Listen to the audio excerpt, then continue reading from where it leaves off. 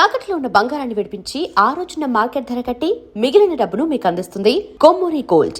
PNR gold and diamonds తరుగు తక్కువ బంగారం ఎక్కువ. ఇప్పుడు మన వైజాగ్ లో జూలై 24th గ్రాండ్ ఓపెనింగ్. అటువై వెళ్ళడం వెనక మధ్యతరగతి కుటుంబం ఆయన వెళ్ళి సమాజాన్ని బాగుపరచడానికి కోణం నుంచి పోవడం జరిగింది. అంటే గ్రామాల్లో ప్రభుత్వం చేసిన కార్యక్రమాల పార్టీకి ప్రజలు దూరం ఏందనుకోవాలా, లేదా పార్టీ పట్ల విధే తగ్గి యువతకు దూరం ఏందనుకోవాలా? అంటే గ్రామాలలో మా అంటే పార్టీ రాజకీయాలు ప్రత్యక్షంగా వాళ్ళకి అందించే పరిస్థితి మా దగ్గర లేకుండా కొంచెం కరికొట్ల మీద సిఆర్పిఎఫ్ వాళ్ళు కాల్పలు జరపడం, డ్రోన్లు తిరిగేవి కదా, మీరు ఎలా తప్పించుకున్నారు? ఏదో ఒక బ్యాచ్ అయితే మా కోసం మేము తప్పకుండా లేదు, దాడి కోసం ప్రయత్నించి దాడులు చేసి అట్లా నష్టపోయినాం. కానీ ఏ రోజు కూడా లక్ష్యం దూరం అవుతున్నాడు మాత్రం బాధపడలేదు. దెబ్బ తింటున్నది, ఆ లక్ష్యం నెరవేరే విధంగా.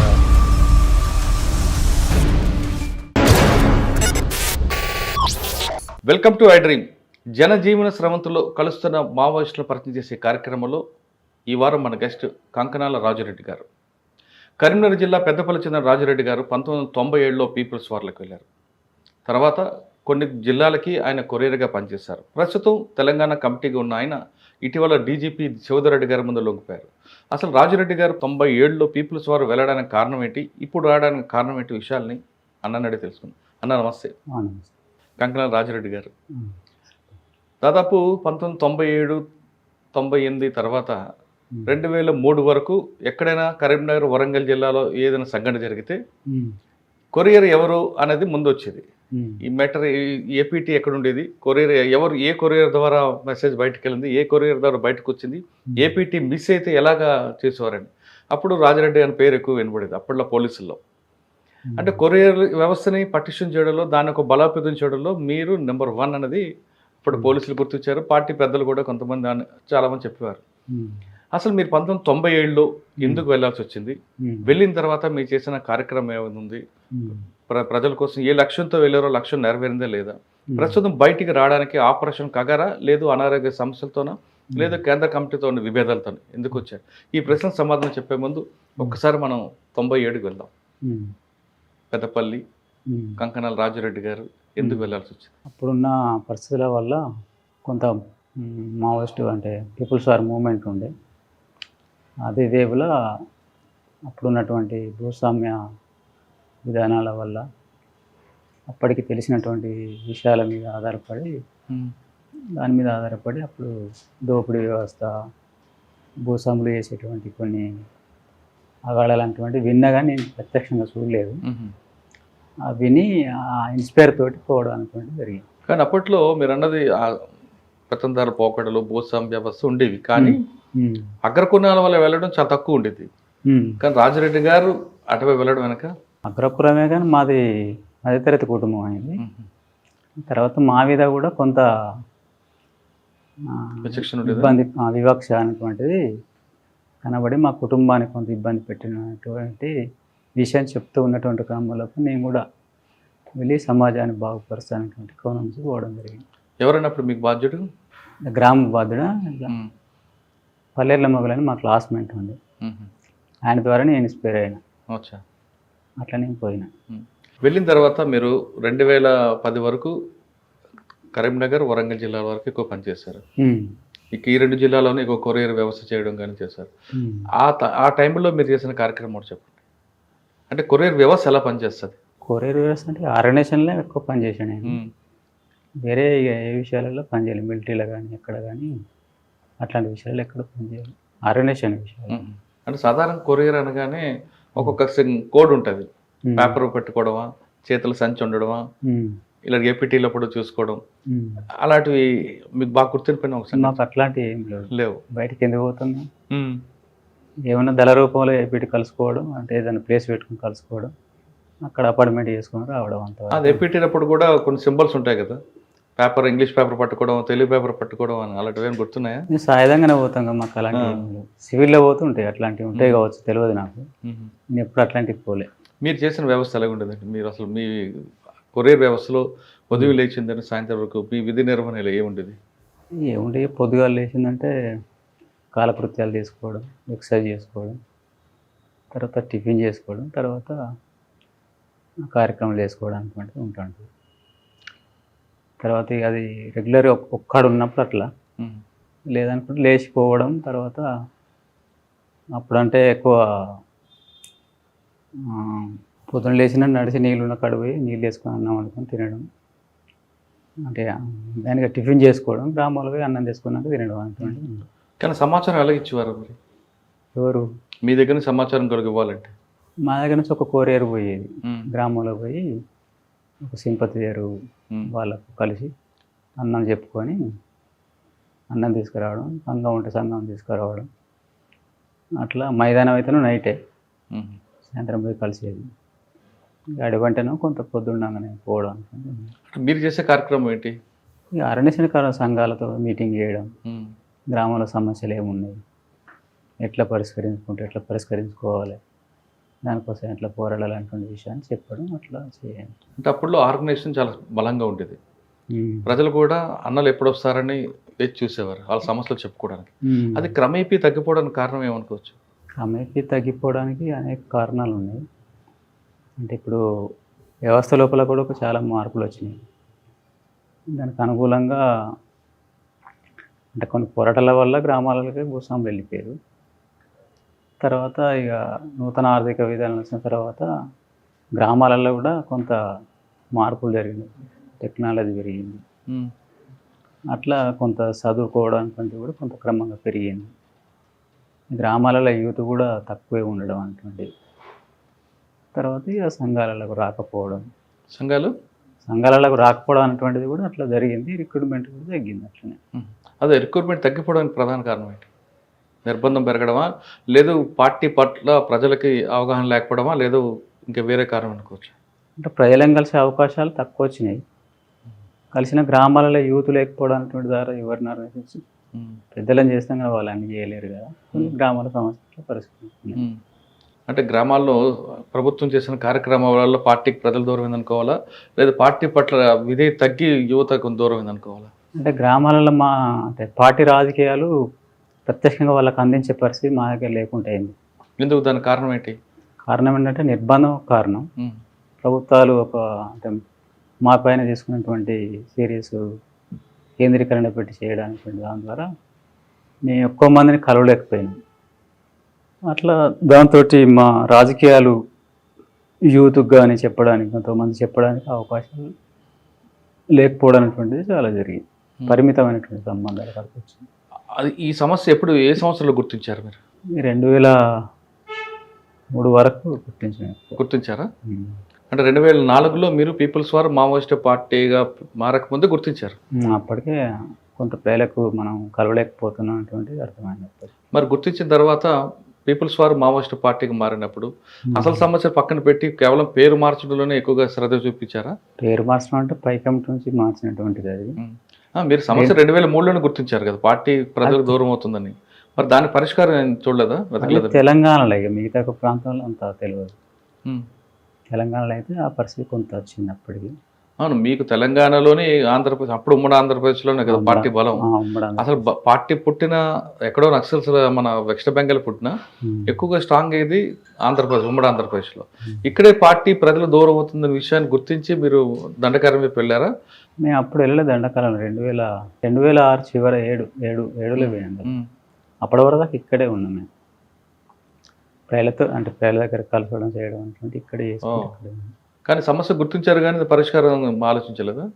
దాన్ని అంటే ఇంకా పరిష్కరించుకోవడానికి ప్రయత్నం చేసింది. పూర్తిగా అప్పటికి దెబ్బతినలే, కొంత ఉన్నది కాబట్టి ఆ మూమెంట్ను కొంత మళ్ళీ రివైవ్ చేసుకోవాలన్నటువంటి ఆలోచనతో నిర్ణయించుకొని ఆ ప్రయత్నం చేసింది. కానీ మేము చేయలేకపోయాము.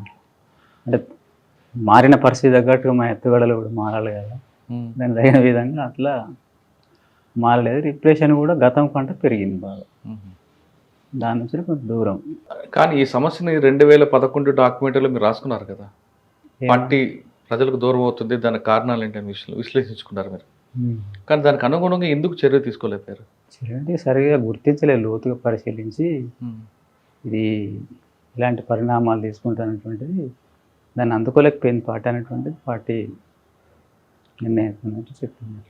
కానీ 2011 తర్వాత 2013లో కూడా మీరు ఇదే డాక్యుమెంట్లో ఇదే మ్యాటర్ రాసుకున్నారట కదా, ఏ విషయం? పార్టీ ప్రజలు దూరం అవుతుంది, ఆ దానికి కారణాలు విశ్లేషించుకున్నారు. విశ్లేషించుకుంటున్నారు కానీ పరిష్కారం చూపించడంలో నాయకత్వం వెనకపడింది అనుకోవచ్చా? వెనుకబడ్డ నాయకత్వం, ఉం? క్యాడర్ కోల్పోవడం, తర్వాత నాయకత్వం దెబ్బతినడం, తర్వాత ముఖ్యమైన నాయకత్వం దెబ్బతిన్నది. కొంతమంది నాయకత్వం ఉన్నది, ఉం. కొత్త రిక్రూట్ లేదు. తర్వాత దానివల్ల కూడా మనం దాన్ని పరిష్కరించుకోలేకపోయాం. ఇవన్నీ మీకు వ్యక్తిగతంగా బాధ అనిపించలేదా? మనం దూరం అవుతున్నాం, మన లక్ష్యం వేరు, అనుకుంది సాధించలేకపోతున్నాం అని ఎప్పుడైనా అనిపించిందా మీకు? ఎట్లా అంటే కొంత పరిష్కరించుకోవడానికి ప్రయత్నం చేద్దాం అనేటువంటి ఒక ఆశతోటి పనిచేసినాం. ఉం. కానీ అని ఈ అది విషయాన్ని సాధించలేదు. కేంద్ర కమిటీకి తీసుకొచ్చారా ఎప్పుడైనా మీరు? ఏది? ఇప్పుడు మరి జరుగుతుంది, మనం అనుకున్న లక్ష్యం వేరు, జరుగుతున్న పరిణామాలు వేరే ఉన్నాయనే విషయాన్ని ఎప్పుడైనా విశ్లేషించుకున్నారా? అంటే కొన్నిసార్లు మాట్లాడుకున్నప్పుడు అంటే కొంత ఆటకాలంలో ఇట్లాంటి పరిస్థితులు ఉంటాయి. ఉం. ఆ తర్వాత కొంత పరిస్థితులను బట్టి కొంత ఉద్యమాన్ని విస్తరించిన తర్వాత కొన్ని మార్పులు జరగచ్చు, అట్లా జరుగుతాయి కాబట్టి అట్లా చేసుకుందాం అనేటువంటి ఆలోచనతో మాకు అట్లా గైడెన్స్ ఇచ్చారు. అచ్చా. మీరు దాదాపు 20 సంవత్సరాల పైగా 24 సంవత్సరాలు ఉన్నట్లున్నారు లోపల. 28 అవుతుంది కావచ్చు. 28 అవుతుంది కావచ్చు. అవును. ఎక్కడెక్కడ తిరిగారండి మీరు?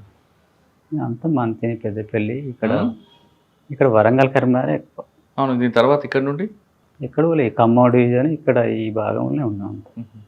ఈ 3 జిల్లాల పరిధి డికేలోకి వెళ్ళలేదు ఇప్పుడు? డీకేలో ఇక రిటైర్ అయినప్పుడు తర్వాత పోయినాం కదా. ఉహు. అక్కడ ఎంతకాలం చేశారు? అక్కడ ఏలే, ఆ కమిటీలకు మాకు సంబంధం లేదు. ఉం. మేము కర్రగుట్టల వరకు పోయినాం ఫస్ట్. ఆ నుంచి అవసరాలు రీతే వాళ్ళకి కలవడం అనేటువంటిది ఉంటుంది. కరికొట్లో ఎంతకాలం ఉన్నారు? ఇక కర్రగుట్ట అంటే రిటైర్ అయిన తర్వాత అక్కడ ఒక ఇక 7 నుంచి అంటే 7లో డీకేకి పోయినాం. ఉం. ఆ తర్వాత నుంచి కర్రగుట్ట పోవడం, తర్వాత ఇటీవలకు రావడం అటువంటివి చేస్తూ ఉన్నాం. కరికొట్లో మీరు ఉన్నప్పుడు మీరు చేసిన కార్యక్రమాలు ఏంటి ప్రజల కోసం? ఈ ప్రజల కోసం అంటే మనం ఆర్గనైజేషన్ కోసం టీంలు పంపడం, మేము రావడం, ఉం. తర్వాత ఇక్కడ కొంతకాలం వెసులుబాటు ఉన్నప్పుడు కొన్ని జాగ్రత్తలు తీసుకుని ఆర్గనైజేషన్ కోసం మాట్లాడడం, పోవడం అనేటువంటివి ఆ, ఇవి కాకుండా కర్రెగుట్లపై ఆదివాసులకి ఉం. పార్టీ చేసిన మంచి కార్యక్రమం, మీ మనసుకు నచ్చిన కార్యక్రమం ఒకటి చెప్పండి. ఈ పని చేశాను, నాకు తృప్తుంది అనేది. కర్రగుట్లపై అంటే మనం అక్కడ ఆర్గనైజేషన్ చేసింది లేదు, నేనైతే ఉం. పార్టీ చేసింది ఏం లేదా? అంటే నేను చేసింది ఏం లేదు. పార్టీ తరపున ఆ పార్టీ తరపున అంటే ప్రజలకు కలవడం, మాట్లాడడం, వాళ్ళకు కొంత ఫారెస్ట్ వాళ్ళ నుంచి స్వేచ్ఛ కలగడం, ఉం. ఫారెస్ట్ వాళ్ళు మమ్మల్ని ఇబ్బంది పెడతాం, ఫారెస్ట్ వాళ్ళ నుంచి ఉహు. అంతకుముందు ఉన్నటువంటి కొంత భూస్వాములు ఉన్నటువంటి దాంతో కొంత వేధింపులు అనేటువంటి తగ్గినాయి. తర్వాత మీరు ఉండడం అనేటువంటిది మాకు మంచిది అనేటువంటి అట్లాంటి మాకు కొంత తృప్తిని ఇస్తుంది. తృప్తుందా మీకు? అట్లాంటివి ఉంటుంది. ఉం. వాళ్ళు మీరు ఉండడం వల్లనే మాకు కొంత స్వేచ్ఛ ఉంటుంది అనేటువంటి ప్రజల నుంచి ఆ సంతోషాన్ని వ్యక్తం చేస్తారు. అది మాకు కూడా తృప్తిని ఇస్తుంది. అదే తృప్తి మాకు, ఏదో తిన్నట్టుగా అట్లే ఉంటుంది. కానీ ఇప్పుడు కూడా మీకు అమ్మ నాన్న ఎవరు గుర్తురాలేదా? ఈ అమ్మ నాన్న అంటే అప్పుడు గుర్తు రాకుంటే ఎట్లా ఉంటుంది? మరి రావాలి, కలవాలి అనిపించలేదా? కలవాలనిపిస్తే పిలిపించుకోవాలని కానీ?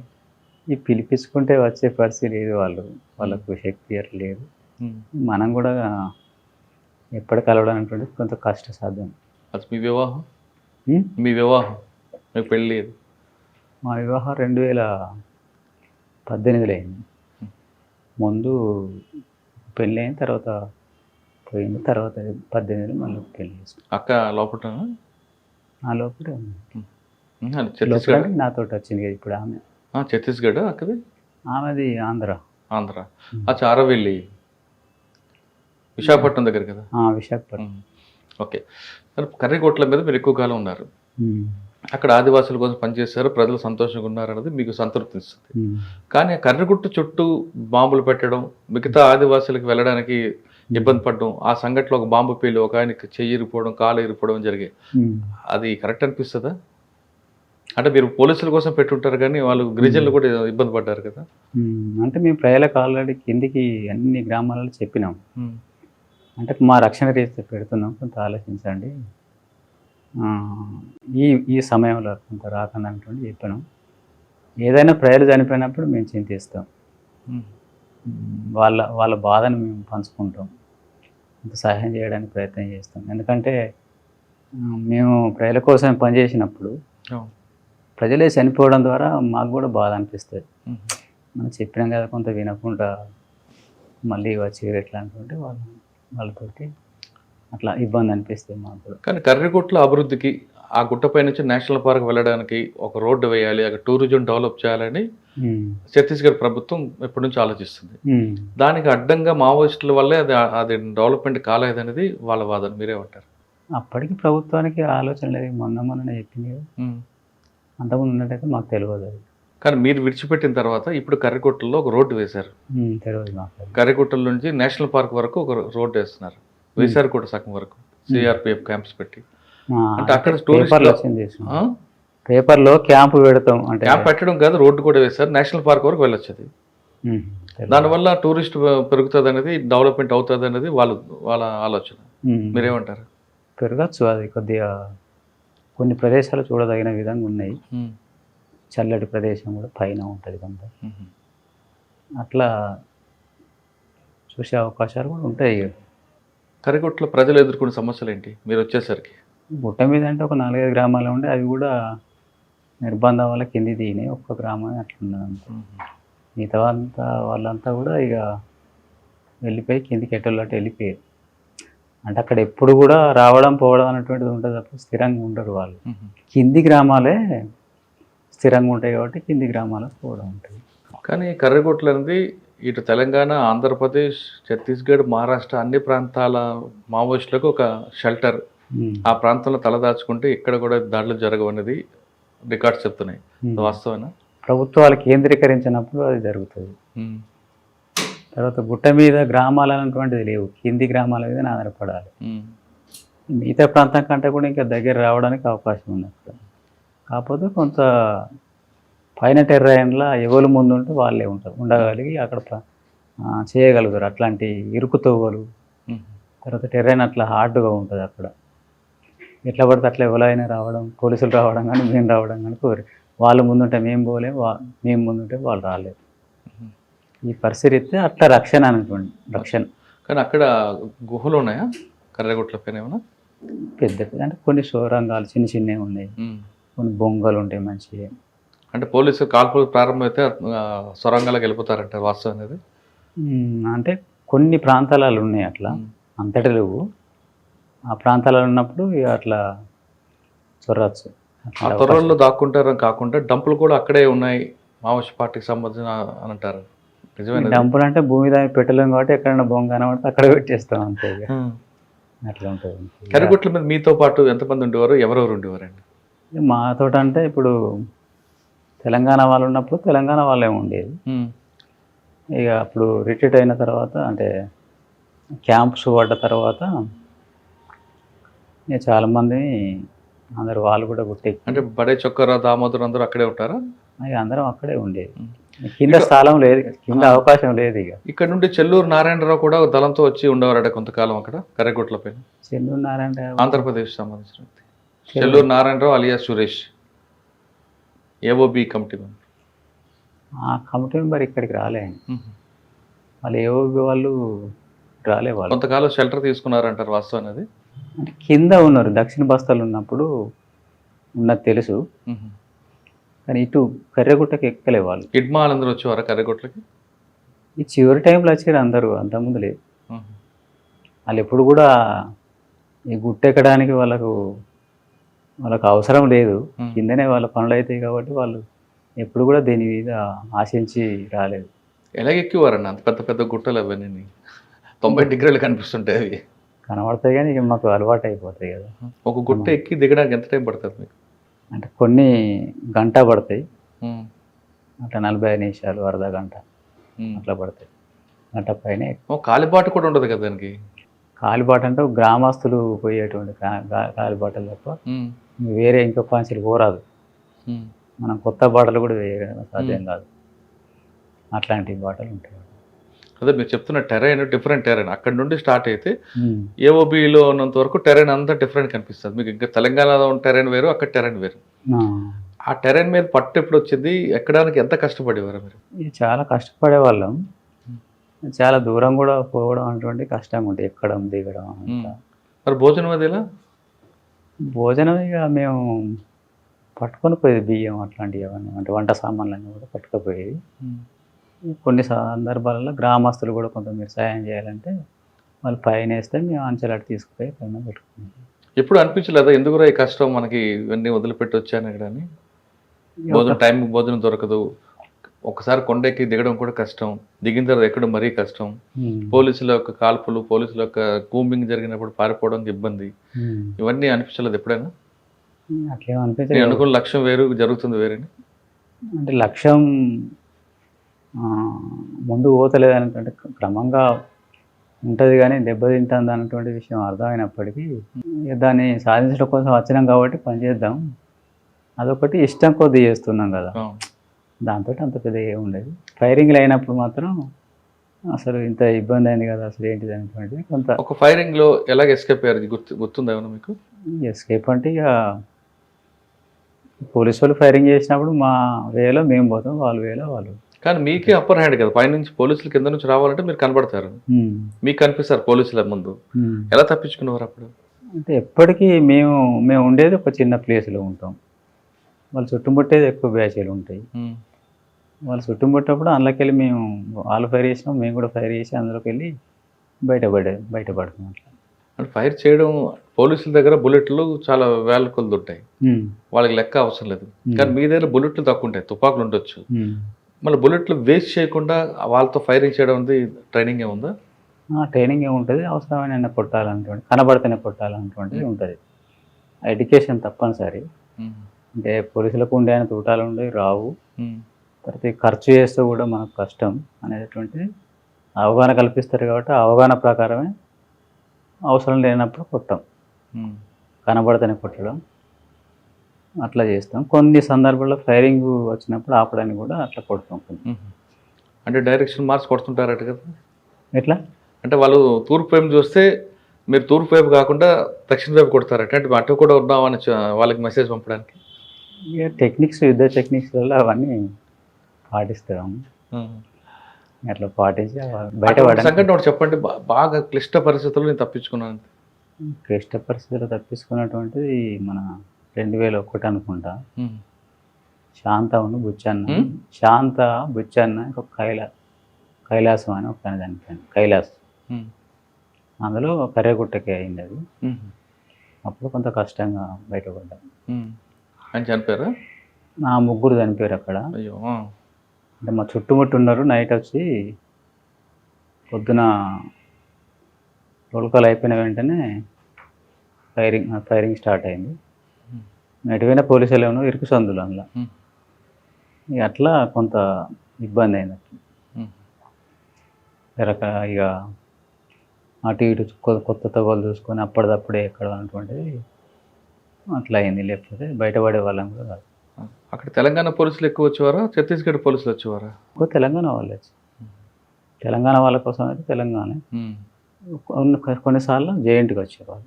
అక్కడ కొండలు ఎక్కి దిగడం వల్ల కాళ్ళు నొప్పులు అన్నీ వస్తాయి, మీకు అలాంటి సమస్యలు లేవు? ఆరోగ్య సమస్య, అనారోగ్య సమస్య అంటే నాకు అంత రాలేదు. నేను కూడా కొంత అనారోగ్య పేషెంట్గా, అంటే తక్కువ శక్తి ఉండేది నాకు, ఎక్కువ పోయేవాడిని కాదు ప్రతిదానికి. మరి మీ మందులు ఎవరు ఇచ్చేవారు? ఎట్లా మందులు అవి మాకానే తీసుకొని వేసుకునేది, అంత రెగ్యులర్ వాడకపోయేది, అవసరమైనప్పుడు వాడేది. మీకు శ్రీకాకుళం నుంచి ఒక డాక్టర్, ఆర్ఎంపీ డాక్టర్ వచ్చి మందులు ఇచ్చేవారు అని ఎప్పుడో వచ్చేవారు మీ దగ్గర? మాకు అట్లా బయట నుంచి వచ్చే డైరెక్ట్ ఎవరు ఇవ్వలే మాకు. మాకంచెలే మెడిసిన్ అవసరమైన రాసుకుంటాం, తర్వాత తెచ్చుకొని వాడుకుంటాం అంతే. అక్కడ ఉన్న అడవిలో ఉన్న అన్నలకి ఎక్కువగా తరచూ మలేరియా వస్తుంటుంది, మీకు ఏమైనా గురయ్యారు ఎప్పుడైనా? మలేరియా వచ్చేది మాకు కూడా. అక్కడ పోయినాకనే వచ్చింది, తెలంగాణలో రాలేదు ఎప్పుడు. టైఫాయిడ్ వచ్చింది తెలంగాణలో, కానీ మలేరియా ఎప్పుడు రాలేదు తెలంగాణలో. ఏం చేసేవారు మలేరియా వస్తే? మలేరియా డోసు వాడేది నేను. ఆ డోసు కొంత ఇబ్బంది చేస్తుంది. అది చాలా యాంటీబయాటిక్ కదండి అది. యాంటీబయాటిక్ కొంత అదే వీక్ ఉన్న వాళ్ళనే ఎక్కువ ఇబ్బంది చేస్తుంది, కొంత వీక్ ఉన్న వాళ్ళనే ఎక్కువ ఇబ్బంది చేస్తుంది. ఫిజికల్గా ఉన్న వాళ్ళు కొద్దిగా తేడా. తగ్గిన తర్వాత కూడా బాడీ నొప్పులు అన్నీ ఉంటాయి కదా, తగ్గిపోయిన తర్వాత కూడా 2-3 రోజుల దాకా మనం ఏం పని చేయలేము, కష్టం ఉంటుంది ఆ సమస్య. మరి ఎలా ఎదుర్కొన్నారు అని? ఎదుర్కొన్నాం అంటే లక్ష్యమే అంతే, వేరే లక్ష్యం ముందు ఇవన్నీ కనబడలేదు. ఈ లక్ష్యం ఉన్నప్పుడు అవన్నీ సాధారణంగా తీసుకుంటాం కదా. తీసుకుంటారు కానీ ఒక్కొక్కసారి అనిపిస్తుంది కదా, లక్ష్యం దూరం అవుతుంది, ఆరోగ్య సమస్యలు దగ్గర అవుతున్నాయి కదా. మరి అప్పుడు ఏమనిపించింది మీకు? ఇక లక్ష్యాన్ని నెరవేర్చడం కోసం వచ్చినాం కాబట్టి మళ్ళీ వెనుక చూడడం ఎందుకంటే ఒక పట్టుదలగా అంతే తప్ప ఇక వేరే ఏం లేదు. ఎప్పుడు కరేగుంట దాటి మీరు కిందకి రాలేదా? ఇటు ఖమ్మం వైపు కానీ లేదా అటు ఛత్తీస్గఢ్ వైపు కానీ వెళ్ళారు ఎప్పుడైనా? ఛత్తీస్గఢ్ అంటే ఆ బార్డర్లే అంతా ఏదైనా కూడా బార్డర్లే ఈతలు ఖర్చుడు అతలు పోవడం అనేది సాధారణంగా. కానీ రోజు కరేగుట్ల మీద సిఆర్పిఎఫ్ వాళ్ళు కాల్పులు జరపడం, డ్రోన్లు తిరిగేవి కదా, మీరు ఎలా తప్పించుకున్నారు? అక్కడ కొన్ని అవకాశాలు అంటే అది లాస్ట్ పీరియడ్లో అట్లా జరిగింది కదా, అంతకుముందు రెగ్యులర్గా ఎందుకు జరుగుతాయి? ఏదో ఒక బ్యాచ్ అయితే మా కోసం మేము తప్పుకునడా లేకపోతే ఫైరింగ్ అవ్వడం ఉండేది. తర్వాత ఎందుకుంటుంది, ఇప్పుడు ప్రత్యేక ఆపరేషన్ అయినప్పుడు అది ప్రత్యేకమైనటువంటిది. అంతకుముందు అట్లా లేదు కదా. మా ఇన్ఫర్మేషన్ అంటే వాళ్ళు వచ్చేది, దాడి కోసం ప్రయత్నం చేసి దాడులు చేసిపోయేది. అట్లా నష్టపోయినాం తర్వాత అట్లా ఉన్నది.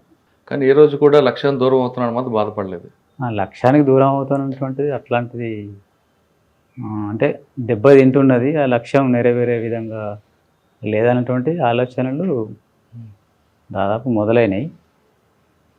ఇది పని ఎట్లా చేస్తుంది, అంత కష్టంగా ఉన్నది అన్నటువంటిది అంటే మారిన పరిస్థితుల తగ్గట్టు సరైన ఎత్తుగడలు వేసుకొని ఇట్లా ఇంకా పని చేద్దాం అనేటువంటిది దాంతో అట్లా అంటే లక్ష్యం మీకు ఎలా ముందు నడిపించింది? లక్ష్యం ముందు నడిపించడం కోసం అలాంటి గైడెన్స్ దీర్ఘకాల యుద్ధం కాబట్టి ముందు నడుస్తున్నాం అనుకుంటున్నారా? దీర్ఘకాలిక ప్రయోజనం ఇట్లాంటి ఆటుపోట్లు అనేటువంటిది ఉంటుంది అనేటువంటి వాటి ఎడ్యుకేషన్గా చెప్తాయి కాబట్టి దాన్ని మేము కూడా అట్లా గుర్తిస్తాం, దాన్ని ఆసరగా చేసుకుంటాం అంతే. కదా 2011లో ఒక డాక్యుమెంటరీ రాసుకున్నారు మీరు, పార్టీ దూరం అవుతుంది ఎందుకు అనేది, వీక్ అవుతుంది అనేది. 2013లో అదే రాసుకున్నారు, 2019లో అదే ఉంది, 2021 వచ్చేసరికి కూడా అదే కనిపిస్తుంటది. అంటే అది రాయడం మినహాయించి ఎందుకు దూరం అవుతున్నాం, దీని ఎత్తుగడలో భాగంగా ఎలాగ మనం పార్టీని మార్చుకోవాలి, లేదా ప్రజల ముందు వెళ్ళాలా, లేదా ఎలక్షన్లో పాల్గొందామా, ఇటువంటి చర్చ ఏమైనా వచ్చింది ఎప్పుడైనా? కేవలం తుపాకీతోనే ముందుకు సాధిద్దాం అనుకున్నారా? అంటే సాయుధ పోరాటమే అనుకున్నారా చివరి వరకు? లేదు ఎత్తుగడలో భాగంగా గంటల్లో కొండపల్లి సీతారామ గారు చెప్పినట్లుగా కొంతకాలం మనం విరమిద్దాం, పరిస్థితికి అనుగుణంగా ఉన్నప్పుడు మనం ఉద్యమం అంటే రాజ్యాన్ని పై చేయనప్పుడు మనం తగ్గాలి అనేది 1975లో ఒక తీర్మానం తీసుకొచ్చారు కొండపల్లి సీతారామ గారు. అదే తీర్మానాన్ని మీరు కూడా చేయొచ్చు కదా? చేయొచ్చు, కానీ అట్లాంటి అప్పుడు తప్ప అనుకున్నాము, ఇప్పుడు అది అవసరం లేనటువంటి. ఇప్పుడు ఎత్తుగడలో భాగంగా ఉంటాం, వ్యూహాలు మారుస్తుంటాం కాబట్టి ఇలా చేయొచ్చు, కానీ ఒకే దిక్కుగా వెళ్తానంటే కాదు కదా, పరిస్థితులు వేరేగా ఉన్నాయి కదా. అంటే 11లో కానీ తర్వాత 19లో కానీ తెలంగాణ మూవ్మెంట్లో కొంత డెవలప్ అయినటువంటిది అయితే ఉన్నది, దళాలుగా తిరిగి కొంత చేసుకున్నటువంటిది కానీ తర్వాత ఉన్నటువంటి దాంట్లో కొంత మెరుగు ఉందన్నటువంటిది అయితే సమీక్ష చేసుకోవడం జరిగింది. అట్లా దీని ద్వారా కొంతవరకు మెరుగుపరచుకోవచ్చు అనేటువంటిది ఉంది తప్ప ఇంకా పెద్ద ఎత్తున ఏదో తిరిగి ఇంకేదో చేస్తానటువంటిది అట్లా లేకుండే. ఇప్పుడు మీ కేంద్ర కమిటీ సభ్యుడు మల్లోజు వేణుగోపాల్ గారు ఒక లెటర్ రాశారు 32 పేజీలతో. మిడిమిడి జ్ఞానంతో మేము తీసుకున్న నిర్ణయాల వల్ల పార్టీకి నష్టం జరిగింది, కొంతమంది అమరులయ్యారని, అది వాస్తవం అన్నది? ఈ మిడిమిడి జ్ఞానం ఎట్లా తీసుకుంటే మెచ్యూరిటీగానే వాళ్ళు మెచ్యూరిటీగానే అన్ని నిర్ణయాలు చేసి పంపారు కదా, మిడిమిడి జ్ఞానం ఎట్లయితే ఆయన రాశారు. మిడిమిడి జ్ఞానంతో తీసుకున్న నిర్ణయాల వల్లే పార్టీ నష్టం జరిగింది అంటే మేము తీసుకున్న ఎత్తుగడల వల్ల తర్వాత అది దెబ్బతినటువంటి విషయం అయితే చెప్పినటువంటి విషయం తెలుసు. పార్టీల విభేదాలు ఉన్నాయి ఏమైనా? పార్టీల విభేదాలు బయటికి రావు, అది ఇంటర్నల్గా ఉండేటువంటి ఉంటాయి, అట్లాంటి విభేదాలు అయితే ఏం లేవు. ఎక్కువ తెలుగు వాళ్ళే ఉన్నారు, వాళ్ళదే పరిచయం అవుతుంది అన్నది ఒక విభేదం వచ్చిందంటారు, వాస్తవనా? ప్రచారాలు ఉంటాయి కానీ ఆధిపత్యం అనేటువంటిది అట్లాంటిది ఏమి ఉండదు. మీడియా ప్రచారం అనేటువంటిది తెలుగు వాళ్ళ ఆధిపత్యం ఉన్నది, మీరు భరించకండి, అక్కడ ఉన్నటువంటి వాళ్ళు ఆలోచించండి అని చెప్తారు తప్ప ఆధిపత్యం ఎవరి మీద మేము చేయము, అట్లా సాధ్యం కూడా కాదు. అట్లా ఒకవేళ అయితే అంత సంఖ్య వాళ్ళు ఎట్లా వస్తారు, అంత నాయకులు ఎట్లా తయారు చేసిన పార్టీ, లోకల్ వాళ్ళే ఇప్పుడు మెజార్టీ అయిపోయారు కదా అక్కడ, తెలుగు వాళ్ళు అనేటువంటి ఇప్పుడు మైనార్టీ అయిపోయారు, ఇప్పుడు మైనార్టీ అయిపోయారు. ఎంతమంది ఉండొచ్చండి లోపల పార్టీ? తెలియదు, అంత తెలియదు. మరి ఎందుకు మీరు రావాలనుకున్నారు? లక్ష్యం కష్టాలు వచ్చిన లక్ష్యం వెళ్ళే వరకు ఉండాలనుకున్న మీరు మరి ఇప్పుడు ఎందుకు బయటకు వచ్చారు? నాకు కూడా అనారోగ్య సమస్య సీరియస్గా పెరిగింది, క్రమంగా పెరుగుతున్నది, అది దాన్ని పరిష్కరించుకునే పరిస్థితి కూడా లేదు, మెడిసిన్ కూడా వచ్చేటువంటి పరిస్థితి కూడా దెబ్బతింది. సరైన బయటికి పోతే చెక్ చేసుకుంటేనే మెడిసిన్ సరిగా ఉంటుంది, లేకపోతే లేదని అంటే బయటికి పోయి పరిశీలేదు, పంపుకునే పరిశీలేదు, పంపుకుంటే ఇటు వస్తాం రావాలన్నటువంటి దాని నుంచి ఒకటి. తర్వాత ఈ నాయకత్వం అంతా నష్టపోయింది, దెబ్బతిన్నది. నాయకత్వం అంతా ఈ సంవత్సరంలో బాగా నష్టపోయింది కదా, పోయిన సంవత్సరం నష్టపోయింది, దెబ్బతిన్నది. తర్వాత ఉన్నటువంటి వాళ్ళు కూడా కొంతమంది పోతున్నారు. ఈ స్థితిలో ఇక నేను అనారోగ్య సమస్య ఉన్నది, ఇంతమంది పోతున్నటువంటి స్థితి లోపల ఇక నేను పోయి సపరేట్గా జనజీవన సమాధులు కలిపి సాధారణ మీరు అన్నట్లుగా నాయకత్వం కోల్పోయింది. అదేవిధంగా హిడ్మా లాంటి వాళ్ళు, లేదంటే హిడ్మా లాంటి కోల్పోవడం కానీ, బర్సేదేవ లాంటి వాళ్ళు దొరికిపోవడం కానీ, అక్కడ మీకు లోకల్ ఎవరు సపోర్ట్ ఉన్నారు అందరూ కూడా మీకు దూరం అవుతున్న నేపథ్యంలో ఇప్పుడు మీరు కూడా బయటకు వచ్చారు. మల్లోజ్ వేణుగోపాల్ గారు కానీ, లేదా సతీష్ దాదా వీళ్ళందరూ బయటకు వచ్చారు. కాబట్టి పార్టీ ఇంకా ఉందా అంటారా, లేదా పార్టీ ఇంకా బలం తగ్గిపోతుంది అనుకో? చాలా తక్కువ సంఖ్యలో ఉన్నారు, బలం కూడా చాలా తగ్గిపోయింది. అంత పెద్ద ఎత్తున మాడు ప్రాంతం అంతా కూడా మొత్తం పోయింది కదా. కరకొట్ల ప్రాంతం, కరగుట్ట ప్రాంతం ఏమున్నది, బార్డర్లో ఉన్నటువంటి వాళ్ళు, మేము వాళ్ళు కొద్దిమంది ఉన్నాం. దక్షిణ బస్ ఎంతమంది ఉండొచ్చాను మీరు వచ్చిన తర్వాత? కరెక్ట్ మనకి ఎందుకు ఉంటుంది, వాళ్ళకు ఉంటుంది, మాకు ఉంటాయి కాబట్టి అంత పెద్ద తెలియదు. కానీ మీరు బయటకు వస్తున్న విషయం ఎవరికి చెప్పొచ్చారు? అక్కడ బాధ్యులకే వాళ్ళే పంపించారు. ఎవరు బాధ్యులు? దామోదరి మాకు బాధ్యులు బడ చొక్కారా గారికి పడేసి ఆయనకి చెప్పొచ్చారా? చెప్పవచ్చు అంటే వెంటనే చెప్పారా, గ్యాప్ ఇచ్చి చెప్పొచ్చారా? చెప్పి మేము కొద్దిగా గ్యాప్ పక్కకుండి తర్వాత అంటే చెప్పి వస్తున్నప్పుడు ఆయనకి ఏమి ఇచ్చారు మీరు? ఆయనకేమి ఇచ్చిన ఆయుధాలు ఇచ్చారా, లేదంటే మీ నా పక్క పంటున్న గార్డుకు ఇచ్చి నేను ఖాళీగా ఉండేది. ఆ తుపాకి మీకు ఎంతమంది గార్డు ఉండేవారు? ఒక్కరు లేదా ఇద్దరు. వాళ్ళందరికీ చొక్కారా హ్యాండ్ ఓవర్ చేసి వచ్చారా? అప్పటికి లేరు నా గార్డ్స్, పోయింది ఇంటికి పోయింది, పోయిన సంవత్సరం పోయింది. దామోదర్ గారికి ఏం చెప్పొచ్చారు మీరు, ఏమి ఇచ్చి వచ్చారు? ఏం చెప్పొచ్చు, నేను ఇంటికి పోతాను, నీకు ఇప్పుడు ఈ పరిస్థితి లోపల పనిచేయడం ఏమన్నారు ఆయన? అనారోగ్యంగా ఉంది కదా అంటే, సరే మనం పరిష్కరించుకోలేం కదా, పోయి బతుకుతా అయిపోతాం. ఆయన వచ్చే అవకాశం ఉందా? ఎందుకంటే ఆ నాన్నగారు వాళ్ళ భార్య ఇద్దరు ఆయన కోసం చూస్తున్నారు. తెలియదు ఆయన మొదలేమన్నా ఆయన కరెక్ట్. ఆయన ఏమైనా బయటకు వచ్చే అవకాశం ఉందా? ఇంకా సాయుధ పోరాటంతోనే అంటే చెప్పలేం. ఇప్పుడు నేను చెప్పే వరకు కూడా ఆయన కూడా అర్థం కాదు, మనసులో ఉంటుంది అంటే మెదులుతూ ఉంటుంది కానీ చెప్పుకోలేము, బయట చెప్పుకోలేము. ఆయన ప్రవర్తన ఎలాగుంది? వచ్చే మూడ్లో ఉన్నాడా లేదా? నాకైతే అర్థం కాలేదు అంతా. ఇట్లా మాట్లాడుకుంటప్పుడైతే అట్లా ఏమో. ఎంతమంది ఉండొచ్చు చొక్కార గారితో పాటు? వాళ్ళ 8 మంది 10 మంది ఉండొచ్చు. 10 మంది అంటే దళం ఉంది లోపల? ఇంకా ఆయనతో ఉన్న దళం ఉన్నది, ఇంకా వేరే వాళ్ళు ఒక 7-8 మంది దాకా. దేవుజీ ఎక్కడ ఉండొచ్చండి? దేవుజీ తెలియదు ఇక, అప్పుడు గోదావరి అవతల అక్కడ ఉన్నప్పుడు తెలుసు. మీరు చూసారా? ఒక్కసారి. ఎక్కడ? ఏ సంవత్సరం? 24 అక్కడే కరగుట్ల మీదనే వచ్చారు ఆయన. ఆయన వచ్చి కలిసిండు ఒకసారి. ఆయన ఏమంటారు? ఏమంటారు వాళ్ళకి పరిస్థితి తెలుసు కదా, ఆయనకి క్రమేపీ పార్టీ దూరం అవుతుంది ప్రజలకని. ఏం చెప్పారు ఆయన? ఇదే కంటిన్యూ చేద్దాం, ఇదే సాయుధ పోరాటం సాధిద్దామా అని అంటారా, లేదు మన వ్యూహంలో భాగంగా సాయుధ పోరాటం విరమించి ప్రభుత్వంతో చర్చలకు వెళ్దామని అన్నారు ఆయన? సాయుధ పోరాటం ఆల్రెడీ కొనసాగుతుంది కాబట్టి ఆ కొనసాగింపు అనేటువంటిది ఉంటుంది. దాని మధ్యలో చర్చల కోసం వచ్చారు కదా? చర్చల కోసం ఎవరు రాలేదు. ఒక లెటర్ కూడా ఇచ్చారు కదా, మీ సాయుధ పోరాటం విరమిస్తాం, చర్చలకు సిద్ధమని. అక్కడి నుంచి ప్రకటన వచ్చింది, డీకే నుంచి అది పార్టీ నుంచి. మిమ్మల్ని కలిసినప్పుడు దేవ్జీ గారు ఏం చెప్పారు? ఇదే కొనసాగిద్దాం అన్నారా, లేదు విరమిద్దాం అన్నారా? అంటే అప్పుడు కొనసాగిద్దాం అనేటువంటిది 24లో. తర్వాత ఇక మనకు వాళ్ళు కలవలేదు, తర్వాత మనకు అంత విషయం తెలియదు. అంటే ఈ ప్రకటన వచ్చేసరికి వాళ్ళు ఎక్కడో మేము ఉన్నాం, మేము ఎక్కడో ఉన్నాం, కరెక్ట్ కదా. వాళ్ళకి మాకు ఏం సంబంధం లేదు. ఆపరేషన్ కగారు స్టార్ట్ అయిన తర్వాత మీరున్న కర్రెగుట్ల వైపు ఎంతమంది వచ్చేవారు పోలీసులు? రోజు ఉండేదా కోంబింగ్? రోజు ఉండకపోయేది, మేము ఉన్నటువంటి విషయం తెలిసి దాడి కోసం ప్రయత్నం చేసేది, మేము తప్పుకునేది. మొత్తానికైతే దామోదరానికి చెప్పి వచ్చారు. చెప్పకుండా ఎట్లా వస్తాం ఇక, చెప్పకుండా కూడా పారిపోయి రావచ్చు, కానీ దానివల్ల ఉపయోగం ఏంటిది? మేము ఇంతకాలం పనిచేసి పోతున్నా అని చెప్తే పార్టీ ఏం వద్దన్నది కదా, రావడం పోవడం మన ఇష్టం.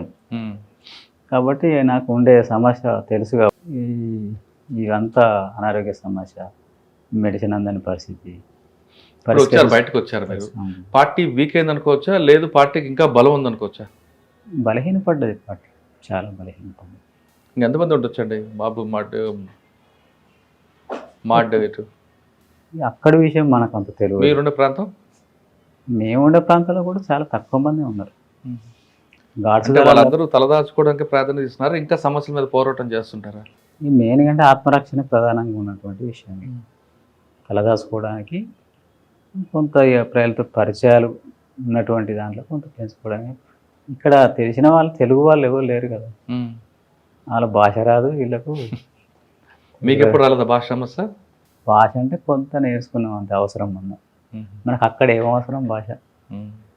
వాళ్ళు తెలుగు రిక్రూట్ బంద్ అయిన తర్వాత ఈ కోయ వాళ్ళతోటి మనకు ఇక దళసభ్యులు అందరు వాళ్ళే ఉంటారు కాబట్టి అనివార్యంగా కొన్ని విషయాలు నేర్చుకోవాల్సి వస్తుంది. వాళ్ళు చెప్పాలంటే కొన్ని నేర్చుకోవాలి, అట్లా కొంత నేర్చుకున్నాం. తప్పనిసరి అవసరం వాళ్ళనే తెలుగు నేర్చుకోవాలన్నటువంటి ప్రోత్సహించేవాళ్ళం. తెలంగాణకు తెలుగు మాట్లాడాలి కదా అని ప్రోత్సహించేది, వాళ్ళకి తెలుగే నేర్పడానికి ప్రయత్నం చేసేది. ఎక్కువ తెలుగులో మాట్లాడేది తప్ప తక్కువ కోయలో మాట్లాడాలి. మరి జంతన్ సర్కార్ ఎప్పుడు ప్రారంభించలేదు అక్కడ కూడా? అక్కడ జంత సర్కార్ మాట్లాడాలి చేసేంత తెలంగాణలో ఎక్కడుంది, ముందే కోల్పోయింది కదా. ఆ దండకారం జనతా సర్కార్ ఇక్కడికి లేదు. తీసుకురావాలని అనుకోలేదా ఆ పథకాన్ని? ఆ పథకాన్ని అప్పుడు 96, 97 ప్రాంతంలో ప్రయత్నం చేసిండు. ప్రతి ఏరియాలో 1, 2 అట్లా ప్రయత్నం చేసారు. ఆ తర్వాత దెబ్బతింది కదా. సరే, మీరు పార్టీని వదిలిచిపెట్టి గవర్నమెంట్లోకి వచ్చారు. ఇక్కడికి వచ్చిన తర్వాత ఈ ప్రపంచం ఎలా కనిపిస్తుంది మీకు? ప్రపంచం అంటే ఇంకా బయటికి వెళ్ళలే కదా. హైదరాబాద్ చూసారు కదా. హైదరాబాద్ కూడా ఏంటంటే ఈ రూమ్లో ఉన్నాం అంతే. మనకు అప్పుడు 97లో ఉన్న దానికి తెలంగాణకి ఇప్పటికీ తేడా ఉందా లేదా? తెలంగాణలో తేడా ఉన్నది, నాకు అప్పటికి హైదరాబాద్ కూడా తెలియదు. మేము పల్లెటూరికే పరిమితం ఒక రకంగా. మీరు వస్తున్న దారిలో చూసుంటారు కదా, కరిగుట్ల నుంచి హైదరాబాద్ వస్తున్న దారిలో. దారిలో చూసినాం. అప్పటికి చాలా డెవలప్ ఉంది కదా. గ్రామీణ ప్రాంతంలో అంతా రోడ్లు అయ్యి గ్రామంలో ఏర్పాటు చేయకుండా కొన్ని అట్లా తయారైనాయి. ఇప్పుడు ఇక సిటీ కూడా డెవలప్మెంట్ కూడా గతం కంటే కొంత డెవలప్ చేస్తున్నారు కదా కొంత, అట్లా తేడా కనబడుతుంది. సార్, ఫైనల్గా చెప్పండి, ఇప్పుడు కొంతమంది పార్టీలో ఉన్నారు లోపల, వాళ్ళకి రమ్మంటారా అక్కడే ఉండి పోరాటం చేయమంటారా? రమ్మనే హక్కు మనకు ఉండదు కాబట్టి, ఏదైనా కొంత దెబ్బతిన్నాం కాబట్టి కొంత అక్కడ పనిచేయటువంటి కొంత ఉన్నది కాబట్టి ఆలోచించుకోవడానికి చెప్తాను తప్ప మనం రమ్మనంటే వాళ్ళు రారు, మనం చెప్పలేము. అంటే బయటకు వచ్చి మీరు కూడా ప్రజాస్వామ్యబద్ధంగా పోరాటం చేసి ప్రజల కోసం పోరాటం చేయొచ్చు కదా. సాయుధ పోరాటంతోనే అది సాధ్యమేది కాదని మీకు అర్థమవుతున్నప్పుడు? మాకు అర్థమైంది, మాకు సమస్య ఉన్నది, మేము వచ్చినాం. వాళ్ళు మేము ఉంటాం అనుకున్నప్పుడు వాళ్ళ ఇష్టం అది. మనం తప్పనిసరి ఇట్లా కావచ్చు అట్లా కావచ్చు అని మేము చెప్పలేము. మేము లోపల ఉన్నప్పుడు మేము అట్లేంది చేస్తామని మేము అంటాం. బయటకు వచ్చిన తర్వాత మీరు ఇట్లా కావాలని అంటే వాళ్ళు అట్లా చేయలేరు కదా. అంటే మీరైతే వాళ్ళ ఇష్టం మీద వదిలిపెడతారు? వాళ్ళ ఇష్టం కదా. మేము కాకపోతే ఆలోచించుకుంటే మంచిదైనటువంటి విషయం చెప్తాం తప్ప రావాలన్నటువంటి పిలుపులు ఇవ్వడం మాకు సాధ్యం కాదు, కష్టం. ఇప్పటికైనా సరే లోపల ఉన్న వాళ్ళు ఒకసారి ఆలోచించండి అంటున్నారు కంకణాల రాజారెడ్డి గారు.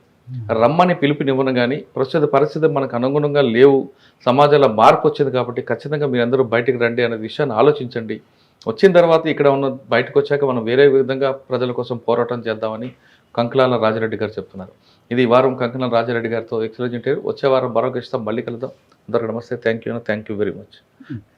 మీ హెల్త్ బాగుంది, బాగా ముందు చూపించుకోండి. గవర్నమెంట్ మీకు అన్ని విధాలు సహకరిస్తుంది. బాగా వీక్ అయిపోయి ఉన్నారు, అన్ని రకాల సమస్యలు ఉన్నాయి కాబట్టి మీరు ఎక్కువ ఆలోచించకుండా హెల్త్ మీద ఎక్కువగా పెట్టండి. తర్వాత అన్నీ జరగాల్సినవి జరుగుతాయి. ఫస్ట్ హెల్త్ సమస్య పరిష్కరించుకుంటున్నాం.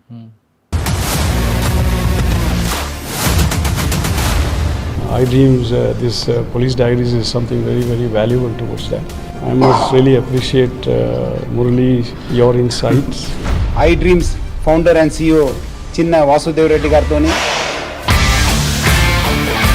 Muralidhar crime stories చాలా ఫేమస్ అయిపోయినాం. And we did this with Gautam Sawant garu and Sanjana sir. Well done. Congratulate him for doing so well, and I congratulate him, his boss also, for doing so well.